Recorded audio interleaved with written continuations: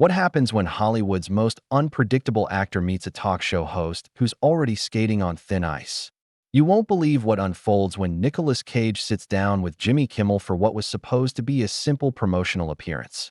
The tension that erupted last night has everyone talking, and by the end of this story, you'll understand why one of cinema's most beloved actors stormed off stage in what can only be described as one of the most explosive confrontations in late-night television history. Before we get into this incredible story, make sure you hit that subscribe button and drop a comment below, because you're not going to believe what unfolds when these two forces collide in the most unexpected way possible. The stage was set for what appeared to be another typical evening. On Jimmy Kimmel Live, the audience was buzzing with excitement as they waited for Nicolas Cage to make his entrance, promoting his latest film project. Little did they know they were about to witness television history in the making. The cameras rolled, the familiar theme music played, and Jimmy Kimmel emerged with his characteristic smirk, seemingly unaware that he was about to face one of his most challenging interviews ever. Tonight, we have the one and only Nicolas Cage, Jimmy announced to thunderous applause. You know him from National Treasure, Face/Off, and about a million other movies where he absolutely loses his mind. In the best possible way. The audience laughed, but there was something in Jimmy's tone that suggested he was already setting a trap. The way he emphasized "loses his mind" carried an undertone that would prove to be the first spark in what would become a raging fire. Nicolas Cage walked onto the stage with his usual enigmatic presence, waving to the crowd with that distinctive smile that has charmed audiences for decades. He sat down across from Jimmy, adjusting his jacket and appearing relaxed despite the underlying tension that seemed to permeate the studio. The initial pleasantries were exchanged, but even seasoned viewers could sense something was off. Jimmy's questions felt more pointed than usual, and Nicholas seemed to be measuring his responses carefully. "So, Nicholas," Jimmy began, leaning forward with that calculated casualness that had become his trademark. "You've been in the business for what, 40 years now? That's a lot of movies. Some great ones, some." He paused deliberately, letting the silence hang in the air. "Well, let's just say some interesting choices." The audience chuckled nervously, unsure whether they were witnessing playful banter or something more sinister. Nicholas shifted in his seat, his expression remaining polite but his eyes narrowing slightly. "I've been fortunate to work on many projects that have challenged me as an artist," he replied diplomatically. "Every role teaches you something, whether it's a blockbuster or an independent film. I don't really categorize them as good or bad choices, just different expressions of the craft." But Jimmy wasn't satisfied with the diplomatic response. He pressed on, his voice taking on a more aggressive edge. "Come on, Nicholas. You can't tell me you look back at some of those direct-to-video movies and think, yeah, that was really advancing my artistic vision. I mean, the Wicker Man remake? Really?"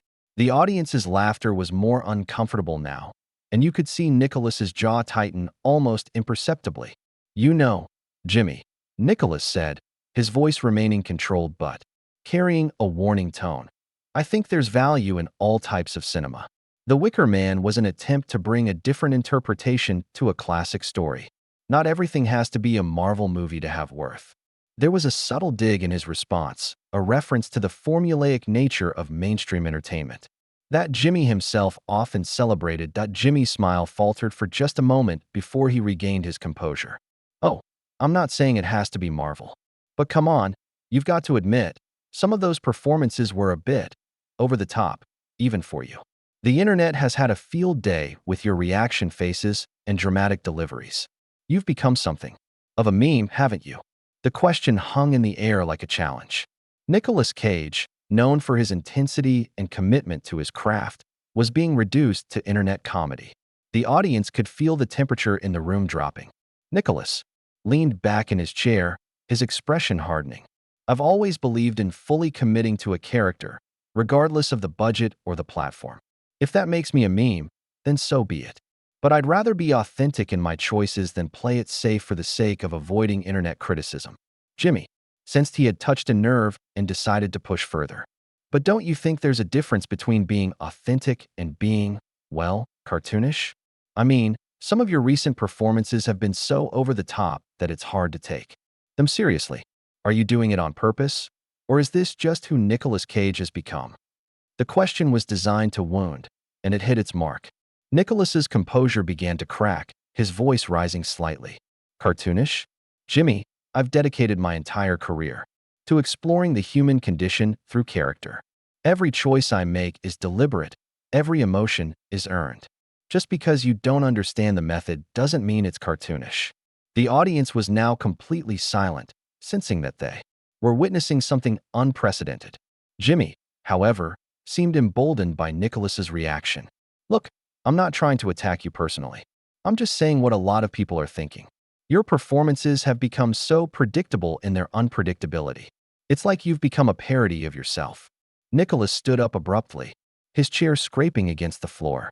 You know what, Jimmy? I came here tonight to talk about my work, to share something meaningful with your audience. But instead, you've turned this into some kind of roast where you get to tear down an artist's life work for cheap laughs. His voice was rising now, and the cameras were capturing every moment of his growing frustration. Jimmy tried to regain control of the situation. Hey, sit back down. We're just having a conversation here. This is what talk shows are about, right? A little back and forth. But his tone betrayed his satisfaction at having gotten under Nicholas's skin. No, Jimmy, this isn't a conversation. This is you trying to humiliate me on national television for your own entertainment. You're not interested in my craft or my journey as an artist. You just want to reduce me to a punchline. Nicholas's hands were gesturing more animatedly now, his famous intensity beginning to surface. The host leaned back in his chair, seemingly enjoying the spectacle he had created. Come on, Nicholas. You're being a little dramatic, don't you think? Can't you take a joke? I thought you'd be used to this kind of thing by now. That last comment was the final straw. Nicholas's eyes flashed with anger, and his voice dropped to a dangerous whisper. Used to what, Jimmy? Used to being disrespected by someone who's built his career on mocking others? Used to sitting here, while you tear apart 40 years of dedication to my craft. The tension in the studio was palpable now, with audience members shifting uncomfortably in their seats. Production assistants could be seen moving nervously in the background, unsure whether to intervene or let the confrontation continue. Jimmy, perhaps realizing he had pushed too far, tried to backtrack slightly. Look, I respect your work, Nicholas. I really do. But you have to admit, you've given us some pretty memorable moments over the years. The bees scene, the alphabet performance, the Elvis impersonation in that vampire movie. These things become part of pop culture because they're so unique to you. But Nicholas wasn't buying the attempt at reconciliation. Unique to me? You mean weird enough to mock? Jimmy, do you have any idea what it's like to pour your soul into a character, only to have it reduced to a GIF that people share when they want to express fake outrage? Do you understand what that does to an artist? The question hung in the air, and for a moment, Jimmy seemed genuinely taken aback by the raw emotion in Nicholas's voice. But instead of showing empathy, he doubled down on his approach. Well, at least people are talking about your work. Isn't that what matters in this business? Getting a reaction? Nicholas shook his head in disbelief. Getting a reaction? Jimmy, my work isn't about getting reactions for social media. It's about telling stories, about connecting with audiences on a deeper level. When you reduce everything to memes and internet jokes, you're destroying the very essence of what makes cinema meaningful. The confrontation was reaching a boiling point, and everyone in the studio could feel it. But what happened next would prove that this was only the beginning of what would become one of the most explosive celebrity meltdowns in late-night television history. Jimmy leaned forward in his chair, his expression shifting from smug satisfaction to something more calculated and cruel. You know what, Nicholas? I think you're taking this way too seriously. Maybe that's the problem with your recent work. You're so worried about being taken seriously as an artist that you've forgotten how to just be entertaining. The words hit like a slap across the face, and Nicholas's entire demeanor changed in an instant. Entertaining. Nicholas's voice was barely controlled now, trembling with rage. You think my job is to be your dancing monkey? To perform for your amusement while you sit there and mock everything I've worked for? The audience was completely silent now, sensing that they were witnessing something that had gone far beyond normal talk show banter. Jimmy's smile widened, and there was something almost predatory in his expression. Well, isn't that what we all do in this business? We're entertainers, Nicholas. We're supposed to make people laugh, make them feel something.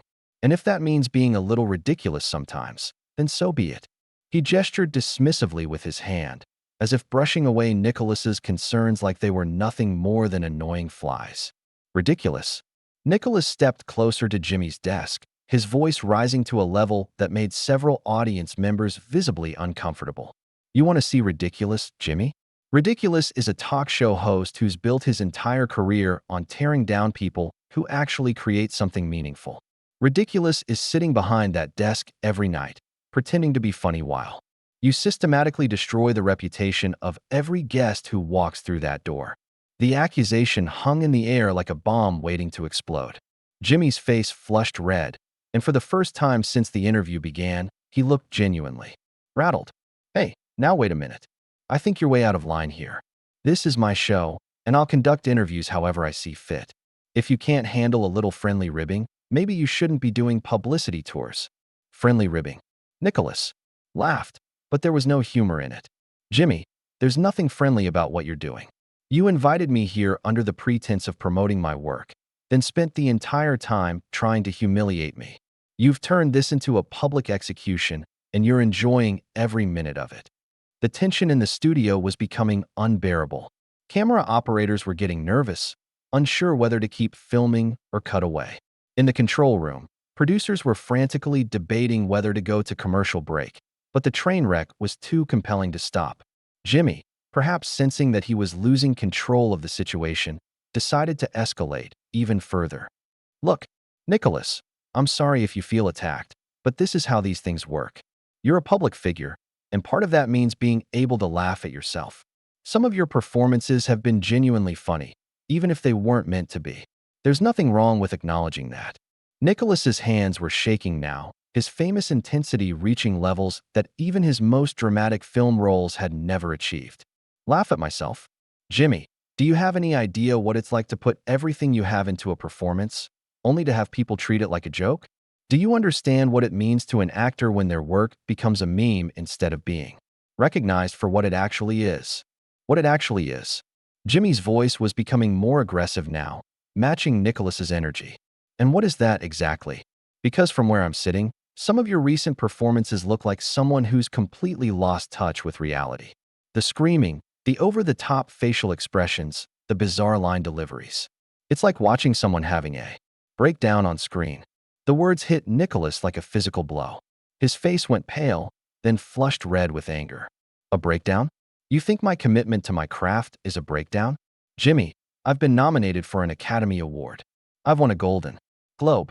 I've created characters that have moved millions of people around the world. What have you done besides sit behind this desk and mock people who are actually creating art? The audience gasped audibly at the direct attack. Jimmy's carefully constructed facade was beginning to crack, and his response was swift and vicious. What have I done? I've built a successful television show that entertains millions of people every night. I've created jobs for hundreds of people. I've given a platform to actors like you to promote your work. And this is how you repay that? By coming on my show and insulting me. Nicholas was beyond caring about consequences now. Your show? Jimmy, your show is a parasite that feeds on the creativity of others. You contribute nothing to the artistic conversation. You just tear down and mock and reduce everything to the lowest common denominator. You're not an entertainer, you're a destroyer. The accusation seemed to hit Jimmy exactly where he was most vulnerable. His composure cracked completely, and his voice became sharp and defensive. You know what? I'm done with this. You want to talk about destroying things? Let's talk about how you've destroyed your own career with these insane performances. Let's talk about how you've become a laughingstock in Hollywood. A laughingstock? Nicholas's voice was reaching dangerous levels. Now, Jimmy, I'd rather be a laughingstock who takes risks and creates something meaningful than a coward who hides behind a desk and tears down people who are actually trying to make art. At least my failures are honest failures. At least I'm not a parasite feeding off other people's creativity. The insult was too much for Jimmy to bear. He stood up from behind his desk, his face red with anger. You know what, Nicholas? I think we're done here. This interview is over. You can't come on my show and insult me like this. Security. But Nicholas wasn't finished. Oh, now you want to end it? Now that someone's finally calling you out for what you really are? You can't handle it when someone fights back, can you, Jimmy? You can dish it out, but you can't take it. I said the interview is over. Jimmy's voice was shaking with rage now. You're out of line, and you need to leave. This is my show, and I won't be disrespected like this. Nicholas laughed again. That same bitter laugh that had no humor in it. Your show? Jimmy, this isn't a show. It's a circus, and you're the ringmaster of mediocrity. You invite artists on here just so you can tear them down for your audience's amusement. You're not a host. You're a bully with a television contract. The words seemed to strike Jimmy like physical blows. His hands were shaking as he pointed toward the exit. Get out. Get out of my studio right now. You're banned from this show. You'll never be welcome back here. But Nicholas was just getting started. Banned? Jimmy, you're doing me a favor. I wouldn't want to come back to this graveyard of creativity anyway. You've turned late-night television into a place where art goes to die, where creativity is mocked and genuine expression is treated like a joke.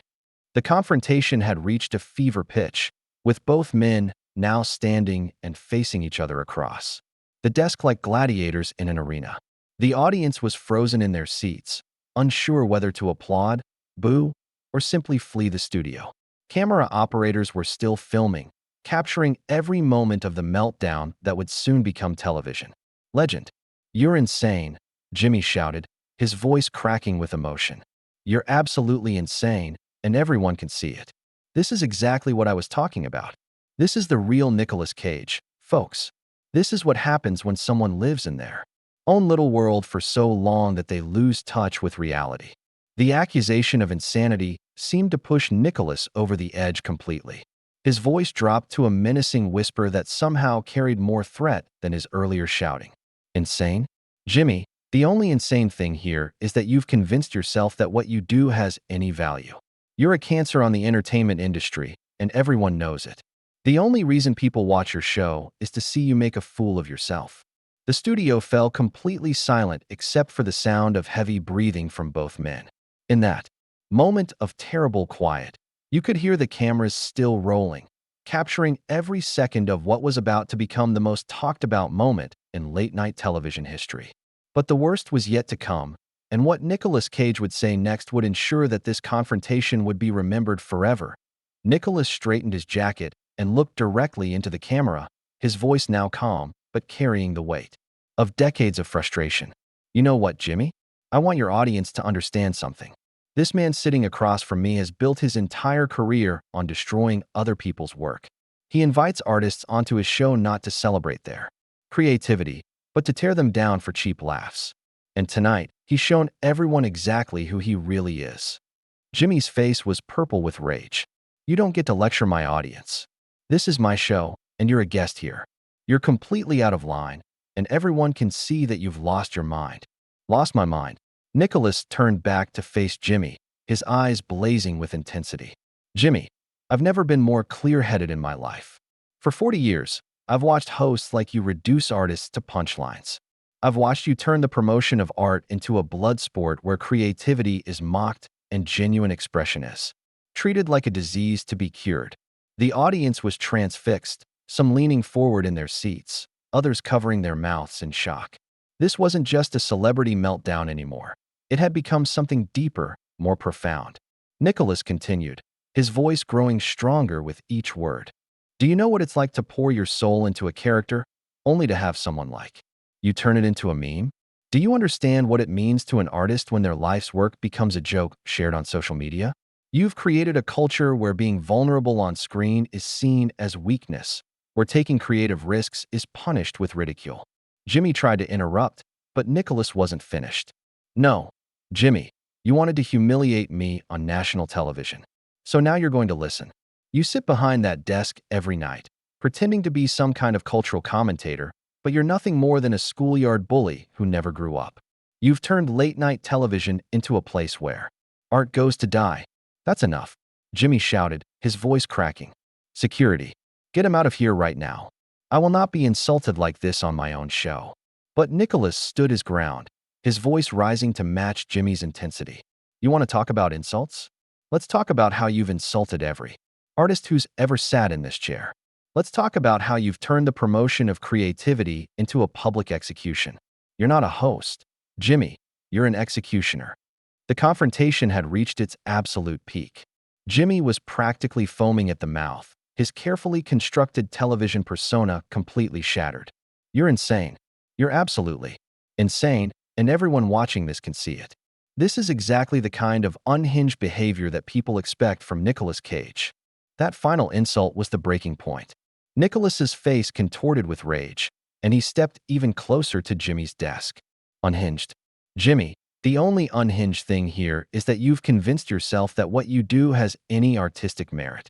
You're a parasite who feeds on the creativity of others. You contribute nothing to the cultural conversation except negativity and mockery. Get out. Jimmy screamed, pointing frantically toward the exit. Get out of my studio. You're banned. From this show forever. I never want to see your face again. Nicholas laughed, a sound that carried both triumph and contempt. Your studio? Jimmy, this isn't a studio, it's a slaughterhouse for dreams. And you know what? I'm done being your victim. I'm done letting people like you define what art should be. The actor began walking toward the exit, but he wasn't finished. He turned back one final time, his voice carrying across the stunned studio. To anyone watching this who's ever created something meaningful, who's ever put their heart into their work only to have it mocked and ridiculed, remember this moment. Remember that you don't have to accept being torn down by people who've never created anything themselves. Jimmy was livid, his face red and sweating. You're finished in this town. You hear me? You're finished. No one will ever take you seriously again after this display. Nicholas paused at the edge of the stage, a slight smile playing at the corners of his mouth. Jimmy, I'd rather be finished than be someone who destroys art for a living. At least, when I'm finished, I'll know I stood up for something meaningful. What will you be remembered for? What legacy will you leave behind besides a trail of broken artists and destroyed dreams? The question hung in the air like a final verdict. Jimmy opened his mouth to respond, but no words came out. He stood there, shaking with rage and humiliation, unable to formulate a comeback to the devastating truth of Nicholas's words. That's what I thought, Nicholas said quietly, his voice carrying perfectly in the dead silence of the studio. You can tear down artists, Jimmy, but you can't create anything yourself. You can mock and ridicule and reduce everything to the lowest common denominator. But at the end of the day, you're still just a man sitting behind a desk, contributing nothing to the world except pain. With that, Nicolas Cage turned and walked toward the exit, his head held high despite the chaos he was leaving behind. The audience remained frozen in their seats, unsure whether to applaud or simply sit in stunned silence. Camera operators continued filming, capturing every moment of Jimmy's humiliation as he stood behind his desk, his mouth opening and closing. Like a fish gasping for AI or as Nicholas reached the exit, he paused one final time without turning around. To any artist watching this, remember that your work has value, regardless of what people like Jimmy Kimmel say about it. Don't let anyone reduce your creativity to a punchline. Don't let anyone tell you that taking risks is wrong or that expressing yourself honestly is something to be ashamed of. And with those words, Nicolas Cage walked off the stage and out of the studio, leaving behind a scene of complete chaos. Jimmy remained standing behind his desk, his face a mask of rage and humiliation, unable to speak or move. The audience sat in stunned silence, having witnessed something that transcended typical celebrity drama and became a moment of genuine artistic defiance. The cameras continued rolling for several more seconds, capturing Jimmy's complete breakdown. As he realized that his attempt to humiliate Nicolas Cage had backfired spectacularly. Instead of making the actor look foolish, he had exposed himself as exactly the kind of cultural destroyer that Nicolas had accused him of being. Production assistants finally sprang into action, rushing to help Jimmy collect himself while others tried to calm the audience. But the damage was done. The confrontation was over, but its impact would reverberate throughout the entertainment industry for years to come. Nicolas Cage had not only defended himself against Jimmy Kimmel's attacks, but he had also delivered a powerful message about the value of artistic integrity and the importance of standing up to bullies, regardless of their platform or influence. In the end, it wasn't Jimmy who had emerged victorious from this battle, but the artist who had refused to be reduced to a punchline. The show would eventually return from commercial break with a visibly shaken Jimmy Kimmel offering a weak apology. To his audience, but the damage to his reputation was already done. Nicolas Cage had walked off that stage not as a defeated guest, but as a champion of artistic integrity who had finally said what needed to be said. The confrontation was over, but its message would echo far beyond the walls of that studio, inspiring artists everywhere to stand up for their work and refuse to be diminished by those who seek to tear them down for cheap entertainment.